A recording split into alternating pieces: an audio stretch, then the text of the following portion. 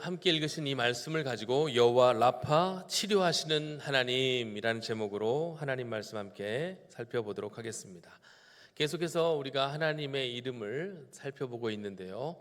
혹시 여러분 기억을 다 하실는지 모르겠습니다. 오늘이 5주차입니다. 여호와 이레, 여호와 삼마, 여호와 니시, 여호와 샬롬, 그리고 오늘 여호와 라파입니다. 사실 이 여호와 라파라는 이름은 성경에 등장하진 않아요. 여호와 라파로 나오진 않습니다. 치료하시는 하나님이라고만 나와요. 나머지 네 이름은 하나님께서 나는 여호와 이레, 그리고 그 뜻을 해석을 해주셨는데 여호와 라파는 그 어디에도 원어로 등장하지 않습니다. 나는 너희를 치료하는 여호와임이라 라고만 말씀하시고 그렇게 맞춰요. 그리고 나서 여호와 라파는 이게 이제 원문으로 그렇게 할 때 하나님의 이름이 되는 것입니다. 이 여호와 라파 여러분 많이 들어보셨잖아요, 그렇죠? 저는 어릴 때 어머니를 따라 갔던 기도원에서 참 많이 들었습니다. 어릴 때 기도원에 가보면 사람들이 얼마나 많은지요. 그리고 우리 특히 어머니들이 애 하나 둘씩 업고 메고 와서 그렇게 막 몇 시간씩 찬양하고 기도하고 말씀 듣는 그 부흥사경에, 그 기도원에서의 그 은혜의 자리에 아이들이 와서 몇 시간 동안 뭘 합니까? 앉아가지고 그냥 어머니 주변에 과자 먹다가 누워서 자다가 그냥 뱅글뱅글 있으면 그냥 어머니는 어머니 나름대로 은혜 받는 일에 집중하고, 애들은 애들 나름대로 그냥 거기서 살 길을 찾아 헤매고, 그러면서 같이 은혜 받고. 그런데 그때 참 많이 들었던 단어가 여호와 라파. 그래서 제 어릴 적 마음 가운데 이 여호와 라파라는 그 단어가 마음 가운데 새겨져 있습니다. 특별히 이제 마지막 시간쯤 되면 우리 강사 목사님이 아픈 분들 다 나오라고 해요.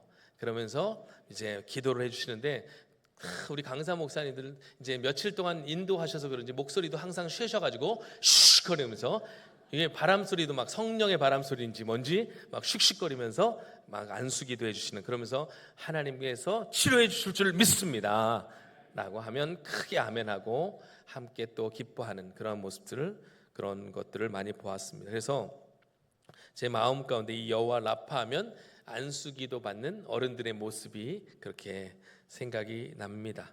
오늘 그 여호와 라파 치료하시는 하나님에 대해서 함께 말씀을 나누길 원하는데, 오늘 말씀을 통해 여러분의 모든 문제가 해결받고, 특별히 육신의 연약함이 있는 분들은 치료받는 은총이 있기를 축복합니다. 그걸 사모하면서 말씀을 들으시길 바라요. 뭐 배경이야 여러분 너무 잘 아시는 말씀이에요.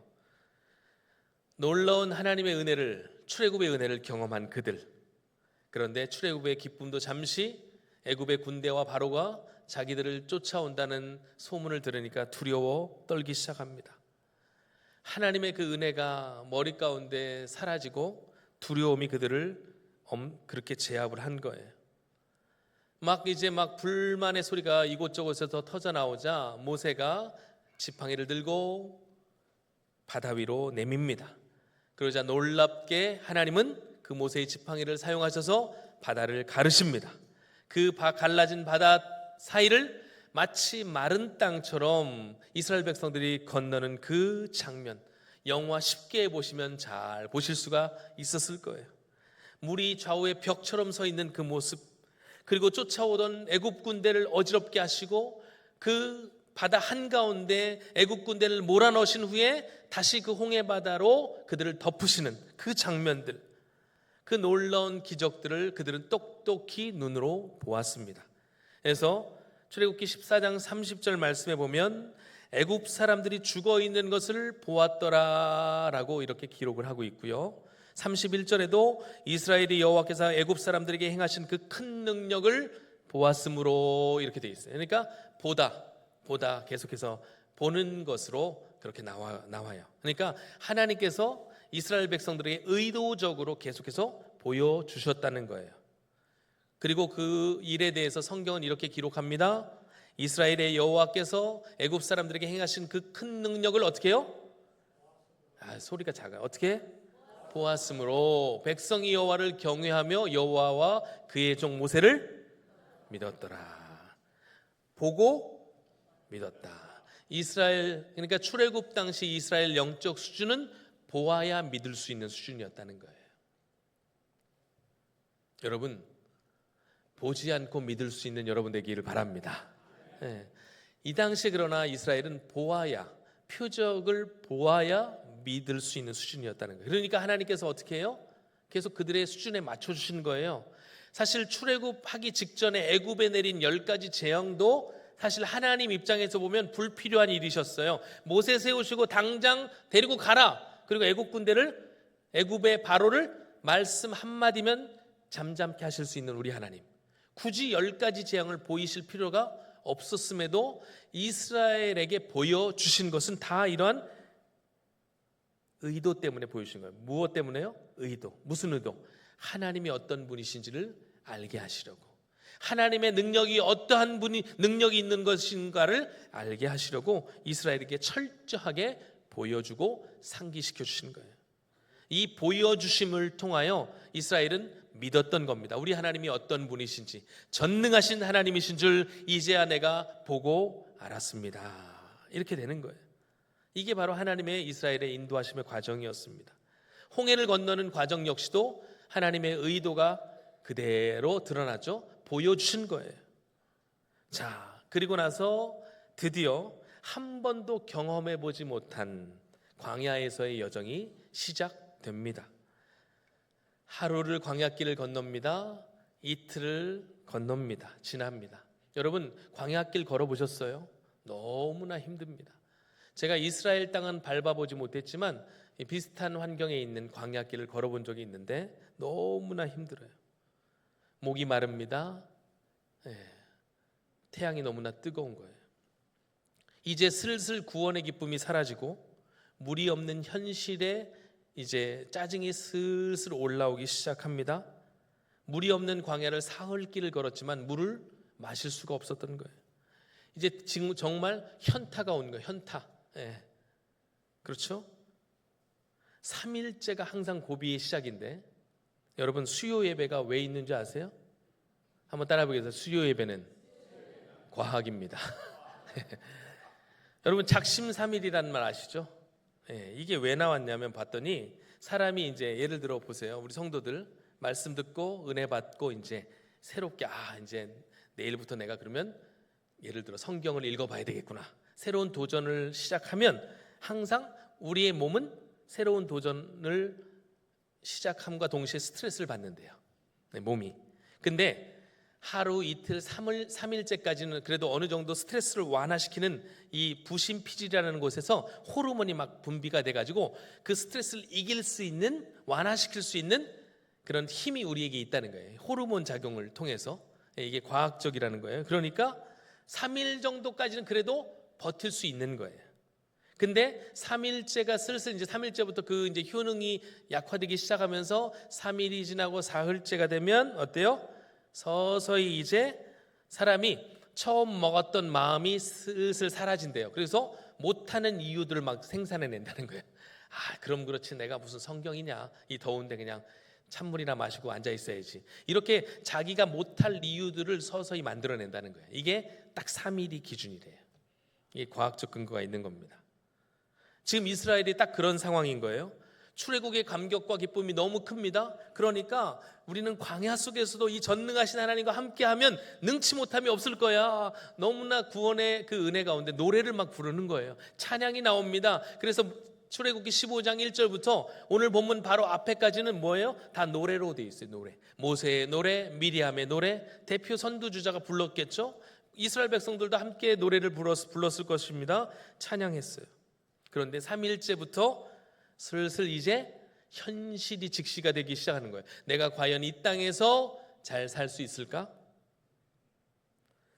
그래서 딱 3일째 저녁 수요 예배가 있는 겁니다, 여러분. 이 과학적이라는 거예요. 여러분, 한 주간 주일 한 번 예배드리고 말씀 받는 것으로 살아내기가 쉽지 않다는 겁니다. 그래서 여러분, 수요일 저녁에 와서 다시 은혜를 받아야 된다는 거예요. 특별히 이번 주 수요 예배는 뭐가 있다고 그랬어요? 선교 부흥회, 다시 한번 우리의 심령이 말씀으로 새로워지는 시간이 되기를 소망합니다. 은혜 받고 도전받는 시간이에요. 여러분, 다 참여하시라는 얘기예요. 잠깐 얘기가 삼천포로 빠졌지만 어쨌든 다시 본문으로 돌아와도 마찬가지입니다. 홍해를 건넌 후에 정확히 사흘 동안 물을 마시지 못했던 그들, 슬슬 의심이 생기면서 짜증이 나기 시작하는 거예요. 그 찰나에 여러분 물을 발견하게 된 거예요. 얼마나 기뻤겠어요. 얼마나 반갑겠어요.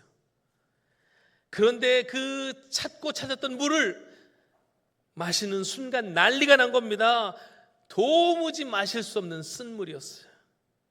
그래서 이스라엘 백성들이 그곳 이름을 마라라고 부르면서 마음껏 분노하고 마음껏 원망합니다. 요즘 애들이야 마라 하면 맛있겠다라고 하지만 이스라엘 사람들은 마라는 고통이에요, 여러분. 네. 마라탕 좋아하시잖아요. 근데 이스라엘에게는 이 마라는 고통이에요. 24절 말씀, 여러분 오늘 본문의 24절 말씀을 한번 보세요. 백성이 모세에게 뭐라고 했어요? 원망하여 이르되, 그 원망의 내용이 뭐래요? 우리가 무엇을 마실까? 참 점잖게 성경은 써놨죠. 제가 이거를 영어 성경을 보니까 NIV 성경이 이렇게 돼 있어요. So the people grumbled against Moses, 이렇게 돼 있어요. What are we to drink? 여기서 그럼블이라는 단어가 원망이라고 해석을 해놨는데, 사실 이 단어는 천둥 칠 때 우르릉거리는 소리, 우르릉거리는 소리를 이 단어로 표현하는 거래요. 그러니까 사람들이 이제 우리 뭐 마시고 살아요? 우리 뭐 먹고 살아요? 이렇게 이런 투로 말하는 게 아니고요, 이제 어떻게 살라고 막 대들고 소리치고 울고 불고 난리치는 상황이었다는 거예요. 여러분, 이게 원망이에요. 지도자 모세를 향한 원망은 사실은 그러나 하나님을 향한 원망이었습니다. 하나님 들으라고 한 거예요. 하나님, 우리 어떻게 살라고 이렇게 하시냐고. 그리고 나서 이름 붙인 게 뭐예요? 원래 지명이 따로 있었을 겁니다. 그런데 이스라엘 백성들이 하도 짜증나고 고통스러우니까 마라야, 여기는 마라야, 이렇게 이름 붙인 거예요. 여러분, 이 마라라는 말이 미각적으로 쓴맛을 낼 때 마라라고 표현하기도 하지만, 사실상 인간 내면의 심한 고통을 표현할 때 마라라는 단어를 쓴다고 해요. 여러분, 그래서 그거 아시잖아요. 룻기서 보면 나오미가 가족들과 함께 베들레헴을 떠나 기근을 피해서 어디로 갑니까? 모압 땅으로 가요. 그렇죠? 모압 땅으로 가서 살다가 남편, 아들들 다 잃고 빈털터리로 다시 고향 땅으로 10년 만에 돌아올 때 사람들이 저기 나오미 돌아온다, 나오미가 다시 왔네. 여러분, 나오미라는 이름의 뜻이 기쁨, 조이라는 뜻인데, 그러자 그 이야기를 들으니까 나오미가 막 짜증이 나는 거예요. 그래서 뭐라고 해요? 성경에 보니까 나를 나오미라 하지 말아 달라고 해요. 나를 나오미라 하지 마라. 여러분, 무슨 얘기인지 모르시겠어요? 나를 나오미라 하지 마라, 마라라고 하라고 해요. 마라라고. 마라라고. 나 쓰다, 괴롭다. 그러니까 한마디로 우리 표현으로는 나를 기쁨이라고 부르지 말아다오, 나를 괴로움이라고 불러라. 나 슬프다. 전능자가 나를 괴롭게 했어. 그러니까 이제부터 나는 기쁨이가 아니고 괴로움이야, 이렇게 이야기하는 거예요. 이게 마라예요. 인생의 쓰디쓴 고통의 순간. 여러분, 살다 보면 원치 않은 이 쓴맛을 볼 때가 참 많습니다. 내 뜻대로 살다가 쓴맛을 볼 때도 괴롭습니다. 그런데 나름 그래도 우리가 성도로서 하나님 말씀대로 하나님의 뜻대로 산다고 사는데도 여전히 인생 가운데 쓰디쓴 맛을 볼 때가 있다는 거예요. 그럴 때 우리가 어떻게 해야 되냐 이거예요. 그래서 오늘 말씀을 통해 하나님과 동행 원리를 우리는 말씀 가운데 찾아야 합니다. 첫째 동행의 원리는 물어야 산다는 거예요. 한번 읽어볼까요? 물어야 산다. 여러분, 자, 생각해 보세요. 이 마라에 도착했을 때 이 물, 마시는 물이었어요? 마시면 안 되는 물이었어요? 어떻게 아세요? 여러분, 먹어보고 아는 거는 수준 낮은 거예요. 불이 뜨거운 거 대봐야 압니까, 여러분? 모르면 어떻게 해야 돼요? 물어봐야죠. 자, 생각해 보세요. 지금 이 광야 땅 가본 적 있는 땅이에요, 없는 땅이에요? 한 번도 가본 적이 없어요. 광야를 경험해 본 적이 없어요. 그들은 애굽 땅에서 비록 종살이했지만 곡창지대, 평야지대에서 살았어요, 나름대로. 그러면 모르는 길 가면 물었어야죠. 이 물 마셔도 되냐고. 그러면 하나님께서는 반드시 모세를 통해서 마시지 마라 라고 하셨을 거예요. 마시지 마라. 그러니까 이름이 달라졌을 수도 있어요. 여기는 마시면 안 되는, 마시지 마라 해서 마라라고 됐을 수도 있어요. 쓴 물이 아니고. 물을 발견했는데 마시지 마라고 했으면 서운했겠죠. 짜증났겠죠. 그래도 실망했겠죠. 그래도 하나님께 원망은 하지 않았을 거예요. 이 물 마시면 안 돼. 그런데 자기들이 그냥 덥석 가서 먹은 거예요. 묻지도 않고. 그리고 나서 맛을 봤더니 도저히 써서 먹을 수 없는 물이에요. 그러니까 하나님께 대해서 원망하는 거예요. 이런 물을 왜 우리에게 주셨냐고. 언제 하나님이 먹으라고 했나요? 자기들이 가서 먹어놓고. 여러분, 그 당시 아랍 사람들, 팔레스타인 사람들은 원래 그 지역의 물을 마시지 않았다고 합니다. 써서 못 먹는 물이라는 걸 그 동네 사람들은 알고 있었다는 거예요. 그러면 물어봤어야죠. 하나님께 물어봤어야죠. 이 일을 통해서 지금 하나님 말씀하시고자 하는 게 뭐예요? 하나님과 동행하는 법을 지금 가르쳐 주시려고 하는 거예요. 그냥 냅다 자기가 원하는 거 찾았다고, 원하는 거 보았다고 취하거나 행동하지 말고 그 일을 하기 전에 광야에서는 하나님께 반드시 먼저 물으라고 가르쳐 주시는 거예요. 여러분, 물어야 삽니다. 물어야 사는 거예요. 지금 이 사건이 출애굽 후 첫 번째 이스라엘이 경험한 사건이라는 것을 잊으면 안 돼요. 아까도 말씀드렸지만 그들은 430년을 노예 생활했던 자들이에요. 출애굽 후에 홍해를 건너는 이 과정을 사도 바울은 나중에 고린도전서에 뭐라고 이야기하냐면 이 사건을 영적으로 세례받은 사건으로 표현해요. 그러니까 홍해가 물 세례받은 거예요. 그러니까 세례받았다는 것은 뭐예요? 신분이 바뀌었다는 거예요. 그리고 뭐가 바뀌었다는 거예요? 내가 섬기는 주인이 바뀌었다는 거예요. 이전에는 애굽의 종이었지만 이제는 누구의 종이에요? 하나님의 종이에요. 전에는 사단의 종이었지만 이제는 누구의 종이에요? 주의 종이 된 거예요. 주인이 바뀌었으면 매뉴얼이 바뀌는 거예요. 그럼 물어야죠. 물어야 됩니다. 하나님께서 이스라엘 백성들을 인도하실 때 한 번도 내 말에 순종해라는 말씀을 지금까지 하지 않으십니다. 순종하면 내가 너희를 구원해 줄게라고 말씀하시지도 않으셨어요. 다만 하나님께서 다 그냥 모든 일을 이루어 주셨습니다. 보고 믿으라는 거예요. 이루어 놓은 거 그대로 행하라는 겁니다. 그래야 구원받은 백성이 하나님의 백성으로 잘 살 수 있다는 거예요. 제가 잘하는 것 중에 하나가 잘 묻는 거예요. 이게 저의 게으름과도 연관이 있어서 그런지 몰라도 저는 뭘 찾아보거나 하기 전에 그냥 다 물어봐요. 특별히 이제 저희 가족 행사 중에 가장 중요한 행사가 있는데 그게 이제 저희 집사람 생일과 저희 큰애 생일이 같아요. 두 명이 생일이니까 뭐라도 하나 해줘야 되잖아요. 그래서 매년 미역국을 끓여주려고 노력을 해요. 근데 1년에 한 번 미역국을 끓이니까 레시피가 도무지 생각이 안 나는 거예요. 미역은 언제 불려야 되는지, 얼만큼 불려야 되는지, 뭘 넣어야 되는지 기억이 안 나요. 그래서 뭘 찾아보려고 하면 또 막 요리 잘하는 사람들이야 대충 요만큼 넣어요. 이렇게 넣으면 됩니다. 물론 자세하게 설명해 주는 데도 있겠지만 이렇게 큰 술 그런 게 이해가 잘 안 돼요. 2큰술 얼마나 큰 술이야? 이런 이해가 잘 안 돼. 그래가지고 물어봐요. 근데 저희 큰애한테 물어보자 못 물어봐요. 저보다 더 못하니까. 결국 물어볼 사람이 생일 당사자인 저희 집사람한테 물어야 되는데 처음에 물으면 그래도 생일날 뭐라도 해주려고 하니까 기특해서 그런지 대답을 잘해줍니다. 처음엔 친절하게 이거 하고 요거 이제 다음에 하고 이렇게 해. 근데 계속 물어봐요 제가. 그러면 이제 어떻게 대답이 나오냐면 알았어 거기까지만 해 내가 할게 뒤에 내비둬. 짜증 내는 게 아니고 귀찮으니까 이제 나머지는 자기가 한다는 거예요. 거기까지 물으면 일이 해결이 되더라고요. 제가 지금 재밌는 저희 가정의 일화를 얘기했지만 지금 이 사건을 통해서 하나님 이 정도 수준이 아니거든요. 앞으로 광야에서 살아가려면 너희들 경험과 지식으로는 안 된다는 거예요. 물어야 된다는 거예요. 그래야 살 길을 하나님이 알려주신다는 거예요. 여러분, 하나님께 물으십시오. 하나님이 우리의 최고의 답이신 줄 믿습니다. 이스라엘은 묻지 않았지만 그러나 모세는 물어요. 25절에 보니까 여호와께 부르짖었다고 합니다. 여러분, 우리가 묻는 게 뭐예요? 기도하는 거잖아요.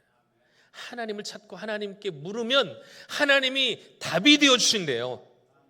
이게 이스라엘 가운데 행하신 역사입니다. 모세가 물으니까 하나님이 자기만의 레시피를 가르쳐 주신 거예요. 그게 뭐예요? 26절에 쭉 보니까 25절에 여호와께 부르짖었더니 여호와께서 그에게 한 나무를 가르치시다. 그죠? 지시하시고 그것을 물에 던져 넣으라고 합니다. 여러분, 실제로 미국 남부 지역이나 이제 남아메리카 등지에는 쓴 물을 달게 만드는 나무가 있대요. 그래서 그 나무를 넣으면 물이 조금 달아진대요. 근데 지금 이곳에 마라에는 그런 나무는 없어요. 그러나 하나님이 거기 계신 거예요. 하나님이 말씀하신 거예요. 여호와 라파, 나는 너희를 치료하는 하나님이다. 여러분, 쓴 물을 달게 하셨는데 왜 하나님이 나는 너희의 생수가 될게 라고 말씀하지 않으시고 왜 나는 너희를 치료하는 하나님이라고 말씀하셨을까요? 그 물이 치료제도 아닐 텐데 왜 쓴 물을 달게 하신 하나님이 왜 그 물을 내가 너희에게 평생 단물이 되어줄게 라고 하지 않으시고 나는 너희를 치료하는 하나님, 여호와 라파 하나님이라고 하셨을까요? 여기에 그 중요한 영적 의미가 있습니다. 하나님께서 지시하신 나무가 중요해요. 하나님은요, 아무런 나무나 던져넣지 말고 하나님이 가르치신 나무를 집어서 던지라고 합니다. 이 하나님이 가르치신, 이 지시하신 나무, 이 나무가 무슨 나무예요? 모든 인생에게 찾아온 문제를, 그리고 고통의 문제를 해결하는 유일한 열쇠, 바로 십자가이기 때문에 그렇습니다. 이 십자가는 고통 가운데 있는 인생의 모든 문제를 감당해 줄 뿐만 아니라 우리 인생에서 만나는 모든 마라의 쓴물을 달게 바꿔주시는 놀라운 은혜의 능력인 줄 믿습니다. 이 십자가로 인해 우리는 죄에 대해서 죽고 의에 대해서 살게 되었습니다. 죽었던 우리가 살아나게 된 거예요. 또 상처받은 우리가, 그래서 날마다 그 상처로 인해 쓴물을 마셔야 했던 우리가 드디어 하나님의 은혜로 단물을 경험하게 된 거예요. 칼빈이요, 이 부분을 이렇게 썼습니다. 왜 하나님은 첫 번째 이스라엘에게 쓴물을 만나게 하셨을까? 단물을 주시면 안 됐는가? 하나님은 단물을 주실 수도 있으셨다. 그러나 하나님께서 처음으로 그들에게 쓴물을 허락하신 이유는 그 인생의, 그 영혼의 쓴 것을 하나님께서 발견하게 하시기 위함이다 라고 말씀하셨어요. 이 장면에서 저는 영화 배너의 마지막 장면이 생각이 났습니다. 여러분, 배너 보셨어요? 배너의 마지막 장면쯤 보면 예수님께서 십자가에서 돌아가시면서 하늘에서 비가 쏟아집니다. 그때 그 비를 주인공 배너의 누이와 어머니가 맞아요. 근데 그 배너의 어머니와 누이는 나병 환자였어요. 숨어 지냈어. 고통 가운데 살아갔던, 늘 쓴 눈말을 경험했던 그들. 그러나 십자가에서 흘리신 그 피, 하늘에서 내리신 그 은혜의 비를 맞고 그들의 나병이 치유가 되었습니다.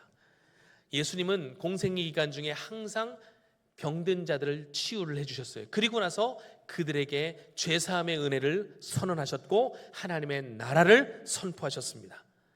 여러분, 주님의 십자가는 우리 인생의 모든 문제뿐 아니라 우리의 마음의 문제, 우리의 육체의 질병까지도 치유하시는 능력인 줄 믿습니다. 이 시간 모든 마음의 질병과 육신의 질병으로 고통받는 분들이 계시다면 오늘 놀라운 치유의 은총이 여러분 가운데 임하시기를 주님의 이름으로 축복합니다. 그래서 시편 기자는 이렇게 이야기해요. 그가 내 모든 죄악을 사하시며 내 모든 병을 고치시며 내 생명을 파멸해서 속량하시고 인자와 긍휼로 관을 씌우시며 좋은 것으로 내 소원을 만족하게 하사 내 청춘을 독수리같이 새롭게 하시는도다. 아멘. 우리 하나님이 여호와 라파 치료하는 하나님이신 줄 믿습니다. 그런데 여러분, 이게 끝이 아니에요. 하나님과 동행 원리 두 번째, 순종해야 산다는 것을 또 보여줍니다. 쓴물을 단물로 바꿔주는 것으로 끝나지 않아요. 곧바로 하나님께서 이스라엘에게 법도와 규례와 율례를 주시고 그것들을 그대로 지켜 행하면 애굽에게 내렸던 질병을 너희에게 허락하지 않겠다고 말씀하십니다. 그리고 순종하라고 말씀하세요. 왜 그렇습니까? 치유하시는 하나님을 순종함으로 경험할 수 있기 때문에 그래요. 그것은 언제나 말씀의 순종에서부터 시작된다는 것입니다. 여러분, 마라의 쓴물이 단물로 바뀐 것만이 기적이 아니에요. 사실은 우리 하나님은 원래 계획이 있으셨어요. 마라에서 주저주저 하시지 않고 하시고 하나님은 마라를 지나 엘림까지 이르게 하시는 것이 하나님의 원래 계획이었어요. 여러분, 엘림에는요, 쓴물을 단물로 만드는 조그만 우물물이 있는 것 정도가 아니고 엘림에는 12샘이 있고 70여 개의 종려나무가 있다고 성경이 이야기해요. 그러니까 그 얘기는 뭐예요? 12이라는 숫자는 완전수제예요. 완전수. 하나님의 풍성함이 그들 가운데 예비되어 있었다고요.